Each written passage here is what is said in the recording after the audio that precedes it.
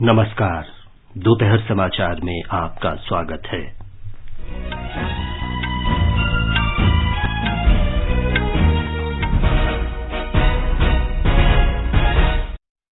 प्रधानमंत्री नरेंद्र मोदी ने हरियाणा के फरीदाबाद में 2600 बिस्तरों वाले सुपर स्पेशलिटी अमृता अस्पताल का उद्घाटन किया। श्री मोदी ने कहा, आध्यात्मिक और सामाजिक संस्थाओं के माध्यम से स्वास्थ्य सेवा प्रदान करने से समाज का व्यापक उत्थान सुनिश्चित होता है। प्रधानमंत्री अब से थोड़ी देर बाद पंजाब के मोहाली में होमी भाभा कैंसर अस्पताल और अनुसंधान केंद्र राष्ट्र को समर्पित करेंगे। बिहार में नीतीश कुमार के नेतृत्व वाली महागठबंधन सरकार आज विधानसभा में अपना बहुमत साबित करेगी। विधानसभा अध्यक्ष विजय कुमार सिन्हा ने अपने पद से इस्तीफा दिया। राष्ट्रीय जनता दल के वरिष्ठ सदस्य अवध बिहारी चौधरी अगले अध्यक्ष होंगे। सीबीआई ने जमीन के बदले नौकरी मामले में राष्ट्रीय जनता दल सांसद फैयाज अहमद और अशफाक करीम के आवासों पर छापेमारी की। केंद्र ने टोमेटो फ्लू के लिए राज्यों को परामर्श जारी किया। सामाजिक न्याय और अधिकारिता मंत्रालय ने किन्नरों को व्यापक चिकित्सा पैकेज देने के लिए राष्ट्रीय स्वास्थ्य प्राधिकरण के साथ समझौता ज्ञापन पर हस्ताक्षर किए। रक्षा मंत्री राजनाथ सिंह आज उज्बेकिस्तान में ताशकंद में शंघाई सहयोग संगठन देशों के रक्षा मंत्रियों की बैठक में भाग लेंगे। अमेरिका ने यूक्रेन के स्वतंत्रता दिवस और रूस के साथ संघर्ष के 6 महीने पूरे होने पर यूक्रेन को $3 अरब की सैन्य सहायता की घोषणा की। और टोक्यो में BWF बैडमिंटन चैंपियनशिप में MR अर्जुन और ध्रुव कपिला की जोड़ी प्री क्वार्टर फाइनल में पहुंची। लक्ष्य सेन ने पुरुषों के सिंगल्स में लुइस एनरिक को हराया। HS प्रणॉय और किदाम्बी श्रीकांत आज अपने अपने मैच खेलेंगे।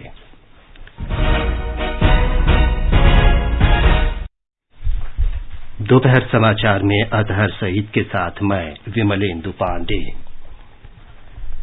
प्रधानमंत्री नरेंद्र मोदी ने आज हरियाणा के फरीदाबाद में अमृता अस्पताल का उद्घाटन किया। माता आनंदमयी मठ द्वारा संचालित इस सुपर स्पेशलिटी अस्पताल में 2600 बिस्तरों की व्यवस्था है। ये अस्पताल करीब 6000 करोड़ रुपए की अनुमानित लागत से बनाया जा रहा है। इससे फरीदाबाद और राष्ट्रीय राजधानी क्षेत्र के लोगों को अत्याधुनिक स्वास्थ्य सुविधाएं मिलेंगी। इस अवसर पर प्रधानमंत्री ने कहा कि टेक्नोलॉजी और आधुनिकीकरण के समन्वय से देश स्वास्थ्य देखभाल क्षेत्र में प्रगति करेगा। श्री मोदी ने कहा कि आध्यात्मिक और सामाजिक संस्थानों के माध्यम से स्वास्थ्य सेवा उपलब्ध कराना PPP मॉडल का युगों पुराना उदाहरण है। उन्होंने कहा कि इस मॉडल से देश के दूर दराज के हिस्सों में जमीनी स्तर तक पहुंचने में मदद मिलेगी और स्वास्थ्य क्षेत्र में सुधार सुनिश्चित हो सकेगा। प्रधानमंत्री ने इस बात को रेखांकित किया कि अमृत महोत्सव के दौरान देश में समुदाय के प्रयास और विचार एकीकृत हुए। एक नई ऊर्जा के साथ आजादी के अमृत काल में प्रवेश किया है। हमारे इस अमृत काल में देश के सामूहिक प्रयास प्रतिष्ठित हो रहे हैं। देश के सामूहिक विचार जागृत हो रहे हैं। मुझे खुशी है कि अमृत काल की इस प्रथम बेला में मां अमृतानंदमयी के आशीर्वाद का अमृत भी देश को मिल रहा है। प्रधानमंत्री ने कहा कि भारत ऐसा देश है जहां स्वास्थ्य देखभाल और अध्यात्म एक दूसरे से नजदीकी से जुड़े हुए हैं। श्री मोदी ने कहा कि सबका प्रयास की भावना के साथ भारत दुनिया का सबसे बड़ा टीकाकरण अभियान चलाने में सफल रहा। प्रधानमंत्री ने कहा कि कोविड महामारी के दौरान आध्यात्मिक निजी सहभागिता ने जागरूकता पैदा करने और विश्व का सबसे बड़ा टीकाकरण अभियान चलाने में देश की मदद की। भारत ने अपनी वैक्सीन बनाई थी तो कुछ लोगों ने किस तरह का दुष्प्रचार करने की कोशिश की। इस दुष्प्रचार की वजह से समाज में कई तरह की अफवाहें फैलने लगी। लेकिन जब समाज के धर्मगुरु, आध्यात्मिक गुरु एक साथ आए, उन्होंने लोगों को अफवाहों पर ध्यान न देने को कहा और उसका तुरंत असर भी हुआ। श्री मोदी ने कहा कि आज देश शिक्षा और चिकित्सा क्षेत्र में बदलाव लाने के लिए मिशन मोड पर काम कर रहा है। प्रधानमंत्री ने कहा कि इस वर्ष स्वतंत्रता दिवस भाषण के दौरान उन्होंने 5 प्रण की बात की थी। इनमें से एक था गुलामी की मानसिकता का त्याग। इस बार लाल किले से मैंने अमृत काल के 5 प्राणों का एक विजन देश के सामने रखा है। इन 5 प्राणों में से एक है गुलामी की मानसिकता का संपूर्ण त्याग। इसकी इस समय देश में खूब चर्चा भी हो रही है। इस मानसिकता का जब हम त्याग करते हैं तो हमारे कार्यों की दिशा भी बदल जाती है। यही बदलाव आज देश के हेल्थ केयर सिस्टम में भी दिखाई दे रहा है। अब हम अपने पारंपरिक ज्ञान और अनुभवों पर भी भरोसा कर रहे हैं, उनका लाभ विश्व तक पहुंचा रहे हैं। हमारा आयुर्वेद, हमारा योग आज एक विश्वसनीय चिकित्सा पद्धति बन चुका है। हरियाणा के मुख्यमंत्री मनोहर लाल खट्टर ने कहा कि अमृता अस्पताल में 2600 बिस्तर हैं।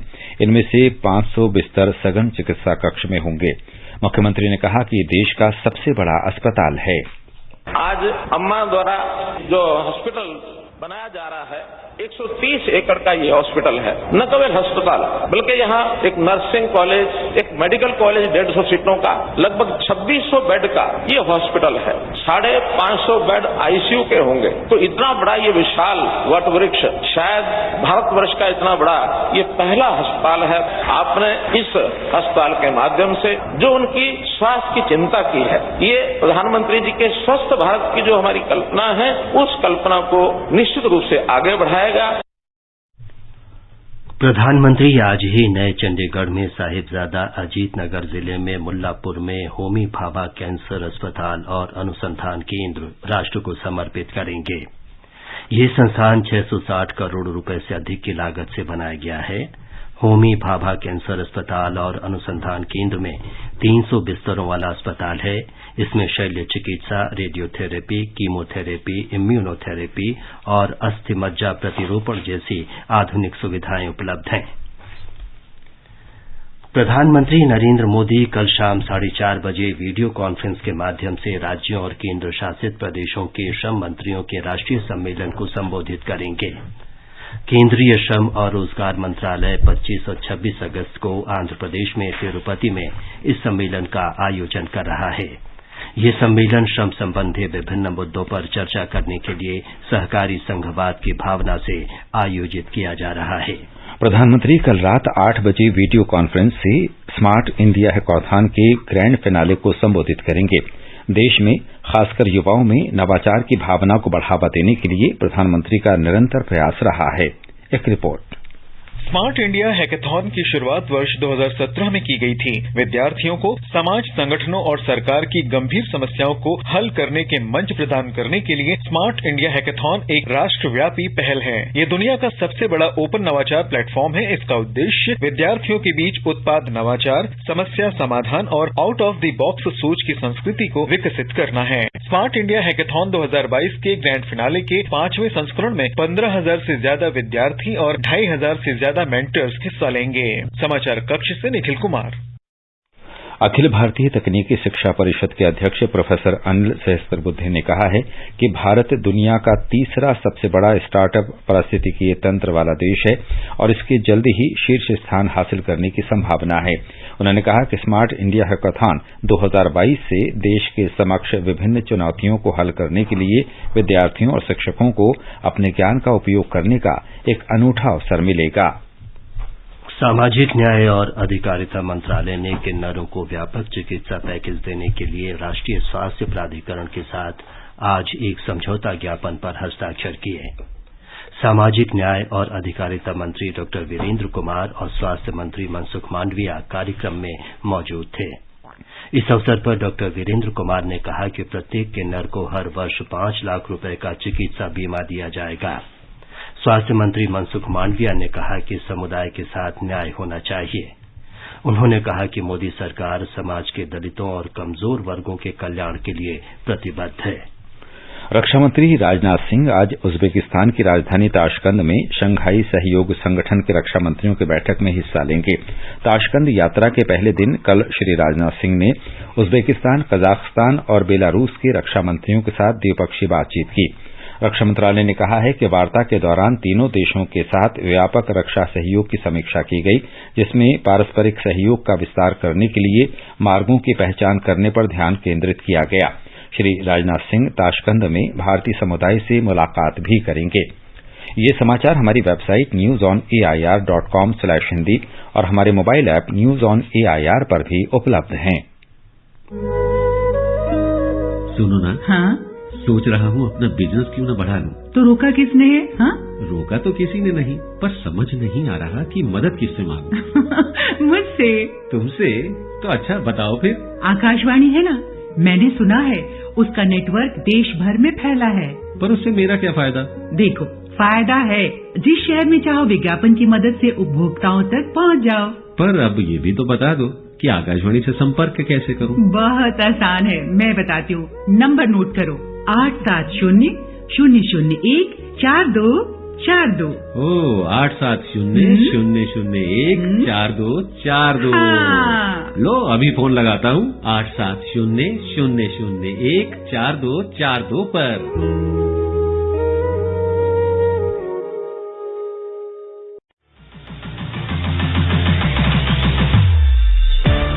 कॉम्पिटिशन की तैयारी करे परीक्षार्थियों के लिए आकाशवाणी के न्यूज सर्विस डिवीजन का प्रोग्राम है अभ्यास।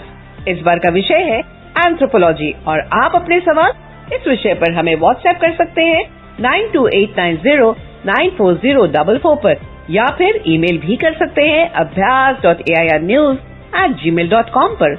इसका जवाब आपको मिलेगा शनिवार रात 9:30 बजे FM गोल्ड 100.1 मेगाहर्ट्ज पर। आपके सवाल का हम करेंगे इंतजार 24 अगस्त तक। आपका अभ्यास हमारा प्रयास।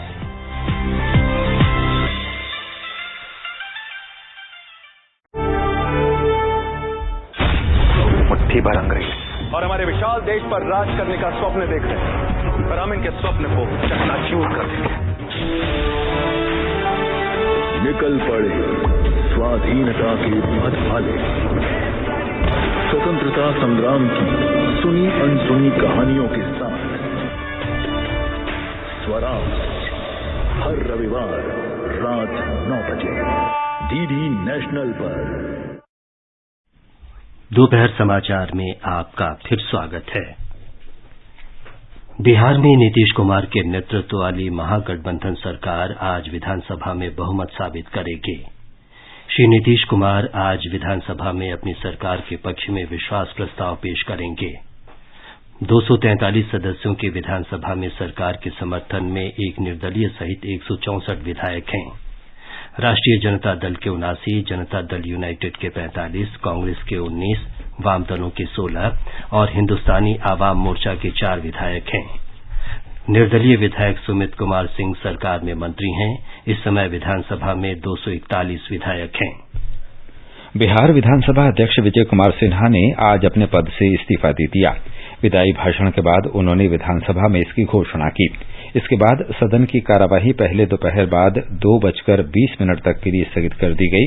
सदन की कार्यवाही जारी है। राष्ट्रीय जनता दल के वरिष्ठ विधायक अवध बिहारी चौधरी बिहार विधानसभा के नए अध्यक्ष होंगे। यह निर्णय उप मुख्यमंत्री तेजस्वी प्रसाद यादव की अध्यक्षता में हुई पार्टी विधायकों की बैठक में लिया गया। पुदुचेरी के मुख्यमंत्री एन रंगासामी ने कहा है कि केंद्र शासित प्रदेश में बिना आरएनआई पंजीकरण के प्रकाशित होने वाले समाचार पत्रों के खिलाफ सख्त कार्रवाई की जाएगी। विधानसभा में प्रश्नकाल के दौरान श्री रंगासामी एक सदस्य द्वारा उठाए गए प्रश्न का जवाब दे रहे थे। केंद्रीय अन्वेषण ब्यूरो सीबीआई बिहार में राष्ट्रीय जनता दल सांसद फैयाज अहमद और अशफाक करीम के आवास पर छापे मार रही है। राष्ट्रीय जनता दल प्रमुख और पूर्व रेल मंत्री लालू प्रसाद के कार्यकाल में जमीन के बदले नौकरी घोटाले के सिलसिले में ये छापे मारे जा रहे हैं। ये छापे फैयाज अहमद के मधुबनी और अशफाक करीम के पटना और कटिहार स्थित आवासों पर मारे गए हैं। जांच एजेंसी ने पूर्व रेल मंत्री लालू प्रसाद, उनकी पत्नी और पूर्व मुख्यमंत्री राबड़ी देवी तथा उनके परिवार के सदस्यों के खिलाफ भ्रष्टाचार का मामला दर्ज किया है। पूर्व रेल मंत्री लालू प्रसाद पर जमीन के बदले नौकरियां देने का आरोप है। केंद्रीय अन्वेषण ब्यूरो सीबीआई ने आज हरियाणा के गुरुग्राम के सेक्टर 71 में एक निर्माणाधीन मॉल पर छापा मारा। मॉल ऑफ अर्बन क्यूब्स पर कथित रूप से बिहार के उप मुख्यमंत्री तेजस्वी यादव और यादव परिवार का स्वामित्व है। इस बीच सीबीआई जमीन के बदले नौकरी घोटाले के सिलसिले में दिल्ली, गुरुग्राम, पटना, कटिहार और मधुबनी के 25 स्थानों पर छापेमारी कर रही है। ये कथित घोटाला लालू प्रसाद के रेल मंत्री रहते हुआ था।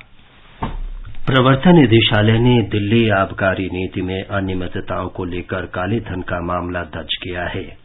इस नीति में दिल्ली के उप मुख्यमंत्री मनीष सिसोदिया और अन्य कथित रूप से शामिल हैं। प्रवर्तन निदेशालय ने सीबीआई की एफआईआर पर संज्ञान लेने के बाद धन शोधन निवारण अधिनियम की धाराओं के अंतर्गत मामला दर्ज किया है। सीबीआई ने आबकारी नीति को लेकर दिल्ली में मनीष सिसोदिया के आवास सहित कई स्थानों पर छापे मारे थे। भारतीय जनता पार्टी ने आम आदमी पार्टी पर शराब घोटाले में कथित रूप से शामिल दिल्ली के उप मुख्यमंत्री मनीष सिसोदिया को बचाने की कोशिश करने का आरोप लगाया है। आज नई दिल्ली में पत्रकारों से बातचीत में पार्टी प्रवक्ता डॉ संबित पात्रा ने बताया कि आम आदमी पार्टी कथित भ्रष्टाचार पर भाजपा द्वारा उठाए गए सवालों का जवाब नहीं दे पा रही है। मनीष सिसोदिया जी को लेकर आम आदमी पार्टी घिरी हुई नजर आ रही है। आम आदमी पार्टी चेष्टा कर रही है, कुचेष्टा कर रही है कि वो इधर उधर की बातें करे, किंतु जो मुद्दे की बात है कि मनीष सिसोदिया ने करोड़ों रुपए का घपला किया या नहीं किया, उस पर भारतीय जनता पार्टी जो सटीक और पॉइंटेड प्रश्न पूछ रही है, उसका उत्तर देने में असक्षम है आज आम आदमी पार्टी। आगे बढ़ने से पहले मुख्य समाचारों पर एक नजर। प्रधानमंत्री नरेंद्र मोदी ने हरियाणा के फरीदाबाद में 2600 बिस्तरों वाले सुपर स्पेशलिटी अमृता अस्पताल का उद्घाटन किया। श्री मोदी ने कहा, आध्यात्मिक और सामाजिक संस्थाओं के माध्यम से स्वास्थ्य सेवा प्रदान करने से समाज का व्यापक उत्थान सुनिश्चित होता है। प्रधानमंत्री अब से थोड़ी देर बाद पंजाब के मोहाली में होमी भाभा कैंसर अस्पताल और अनुसंधान केंद्र राष्ट्र को समर्पित करेंगे।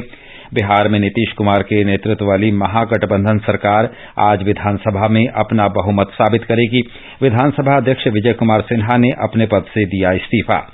राष्ट्रीय जनता दल के वरिष्ठ सदस्य अवध बिहारी चौधरी अगले अध्यक्ष होंगे। सीबीआई ने जमीन के बदले नौकरी मामले में राष्ट्रीय जनता दल सांसद फैयाज अहमद और अशफाक करीम के आवासों पर छापेमारी की। केंद्र ने टोमेटो फ्लू के लिए राज्यों को परामर्श जारी किया। सामाजिक न्याय और अधिकारिता मंत्रालय ने किन्नरों को व्यापक चिकित्सा पैकेज देने के लिए राष्ट्रीय स्वास्थ्य प्राधिकरण के साथ समझौता ज्ञापन पर हस्ताक्षर किए। रक्षा मंत्री राजनाथ सिंह आज उज्बेकिस्तान में ताशकंद में शंघाई सहयोग संगठन के देशों के रक्षा मंत्रियों की बैठक में भाग लेंगे।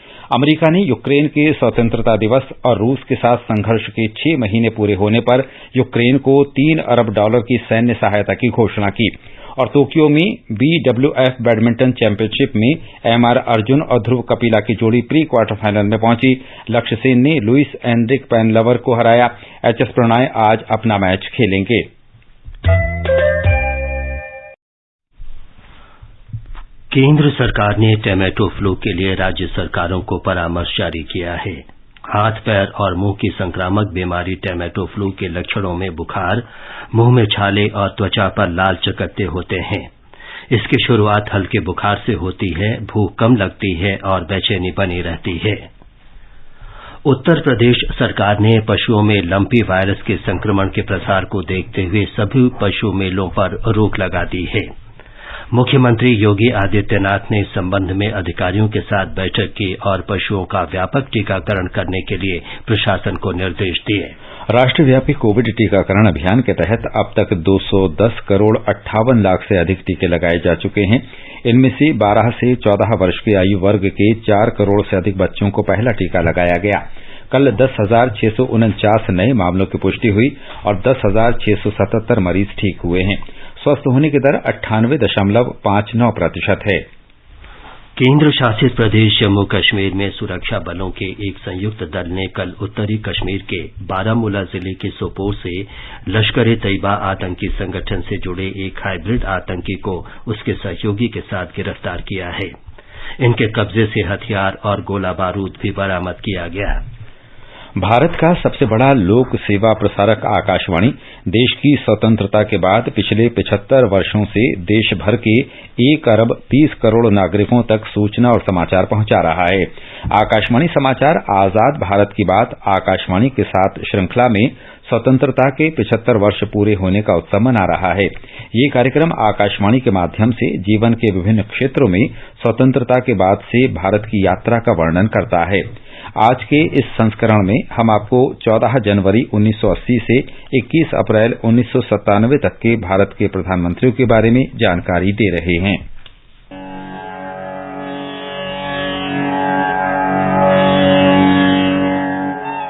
श्रीमती गांधी ने 14 जनवरी 1980 को प्रधानमंत्री पद की शपथ ली। उन्होंने 31 अक्टूबर 1984 को अपनी मृत्यु पर्यंत इस पद का दायित्व निभाया। राजीव गांधी 31 अक्टूबर 1984 को प्रधानमंत्री बने और 2 दिसंबर 1989 तक इस पद पर रहे।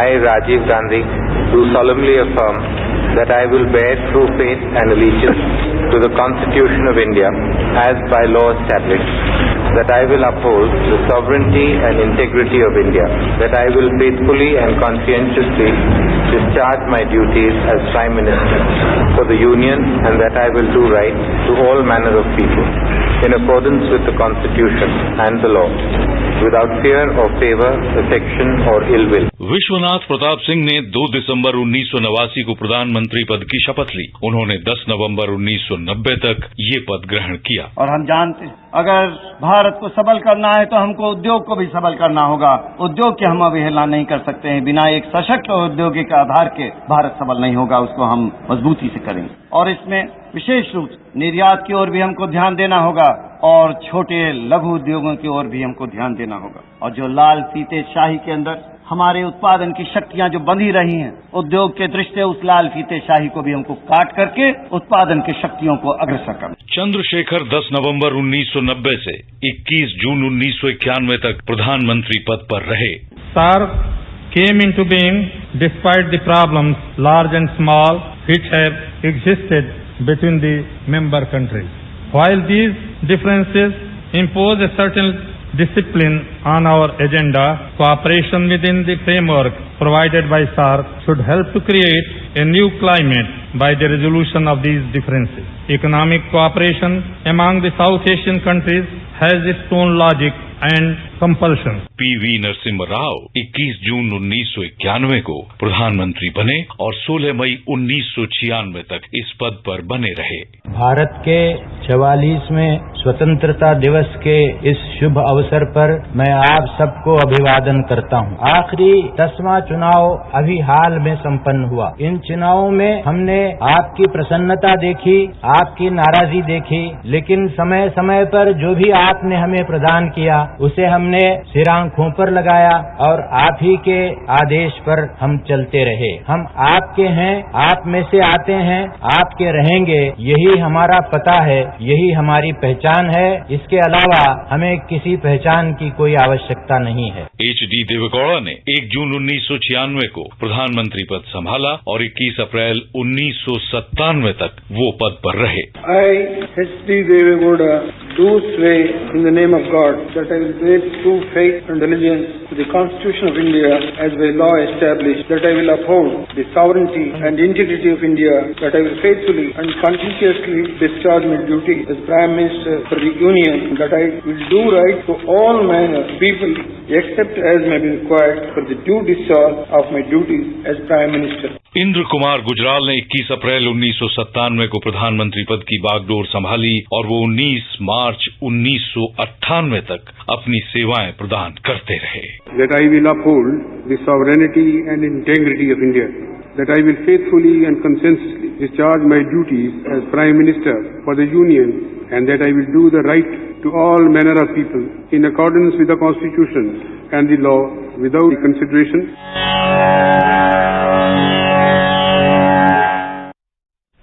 कल के संस्करण में हम आपको 19 मार्च 1998 से अब तक के प्रधानमंत्रियों के बारे में जानकारी देंगे। आजाद भारत की बात आकाशवाणी के साथ कार्यक्रम ट्विटर पर @AIR news alerts, YouTube channel पर news on AIR official, news on AIR app, Facebook और इंस्टाग्राम पर सुना जा सकता है। तो आजाद भारत के बाद आकाशवाणी के साथ सुनने के लिए बने रहें आकाशवाणी समाचार के साथ।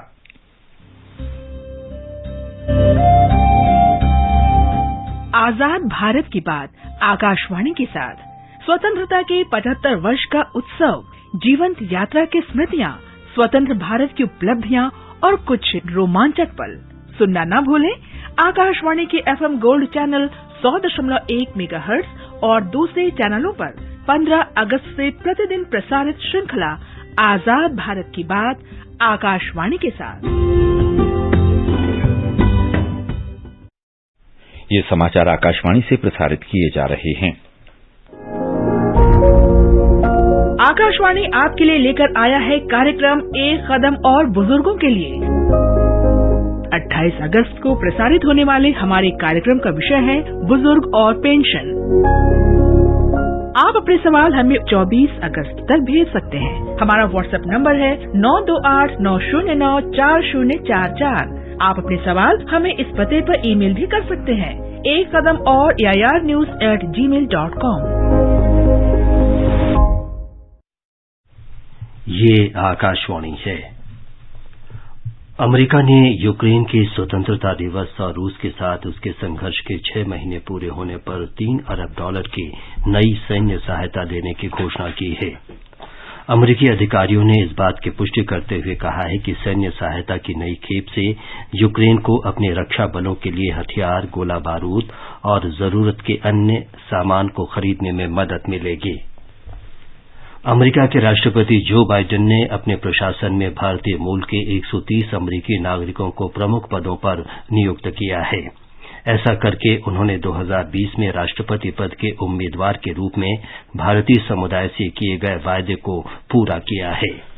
टोक्यो में BWF चैंपियनशिप में भारतीय खिलाड़ी MR अर्जुन और ध्रुव कपिला की जोड़ी डेनमार्क की जोड़ी के एस्तरफ और A रामोसेन को हराकर प्री क्वार्टर फाइनल में पहुंच गई है। पुरुष सिंगल्स में लक्ष्य सेन ने लुइस एनरिक पेनालेवर को हरा दिया।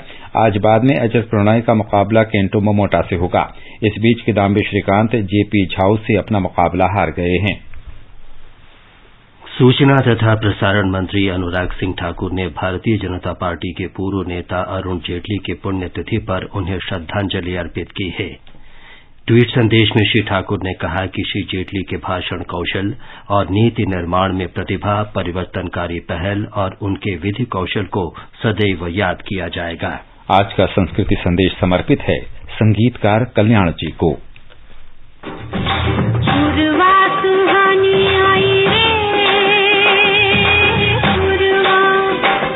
जब बात होती है हिंदी सिनेमा के लोकप्रिय गानों की तो नाम आता है संगीतकार कल्याण जी आनंद जी का। आज 24 अगस्त है और पुण्यतिथि है इस जोड़ी के अहम संगीतकार कल्याण जी की। कल्याण जी वीर जी शाह का जन्म 30 जून 1928 को गुजरात के कच्छ में हुआ था। बचपन से ही कल्याण जी और आनंद जी दोनों भाई संगीतकार बनने का सपना देखा करते थे। 1958 में संगीतकार के तौर पर उन्होंने फिल्म सम्राट चंद्रगुप्त में संगीत दिया। बाद में इन्होंने अपने छोटे भाई आनंद जी को भी बम्बई बुला लिया। 1960 में इनकी फिल्म प्रदर्शित हुई छलिया। इसके गानों की लोकप्रिय धुनों ने इन्हें फिल्म उद्योग में एक पहचान दिलाई। 1965 में आई उनकी फिल्म हिमालय की गोद में इसके गीतों की सफलता ने उन्हें शोहरत की बुलंदियों तक पहुंचा दिया। इसके बाद उन्होंने कभी पीछे मुड़कर नहीं देखा। कल्याण जी आनंद जी ने अपने सिने करियर में लगभग 250 फिल्मों को संगीतबद्ध किया, जिनमें से 17 फिल्मों ने गोल्डन जुबली और 39 फिल्मों ने सिल्वर जुबली की। अंत में मुख्य समाचार एक बार फिर। प्रधानमंत्री नरेंद्र मोदी ने हरियाणा के फरीदाबाद में 2600 बिस्तरों वाले सुपर स्पेशलिटी अमृता अस्पताल का उद्घाटन किया। श्री मोदी ने कहा, आध्यात्मिक और सामाजिक संस्थाओं के माध्यम से स्वास्थ्य सेवा प्रदान करने से समाज का व्यापक उत्थान होता है। प्रधानमंत्री अब से थोड़ी देर बाद पंजाब के मोहाली में होमी भाभा कैंसर अस्पताल और अनुसंधान केंद्र राष्ट्र को समर्पित करेंगे। बिहार में नीतीश कुमार के नेतृत्व वाली महागठबंधन सरकार आज विधानसभा में अपना बहुमत साबित करेगी। विधानसभा अध्यक्ष विजय कुमार सिन्हा ने अपने पद से इस्तीफा दे दिया है। राष्ट्रीय जनता दल के वरिष्ठ सदस्य अवध बिहारी चौधरी अगले अध्यक्ष होंगे। सीबीआई ने जमीन के बदले नौकरी मामले में राष्ट्रीय जनता दल सांसद फैयाज अहमद और अशफाक करीम के आवासों पर छापेमारी की। और केंद्र ने टोमेटो फ्लू के लिए राज्यों को परामर्श जारी किया है। इसके साथ ही दोपहर समाचार का ये अंक समाप्त हुआ। नमस्कार।